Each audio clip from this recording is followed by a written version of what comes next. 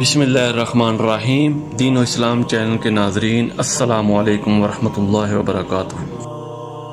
صحیح بخاری کی حدیث نمبر 82 ہے، میں نے رسول اللہ صلی اللہ علیہ وسلم کو یہ فرماتے ہوئے سنا ہے کہ میں سو رہا تھا، اس حالت میں مجھے دودھ کا ایک پیالہ دیا گیا، میں نے خوب اچھی طرح پی لیا، حتیٰ کہ میں نے دیکھا کہ تازگی میرے ناخنوں سے نکل رہی ہے۔ پھر میں نے اپنا بچا ہوا دودھ عمر بن خطاب رضی اللہ تعالیٰ عنہ کو دے دیا۔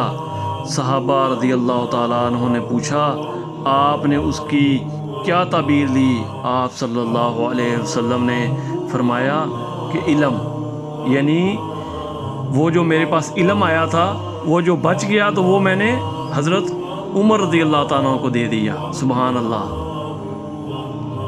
قرآن و حدیث کی تعلیمات کے لیے دین و اسلام چینل کو سبسکرائب کریں۔ جزاک اللہ خیر۔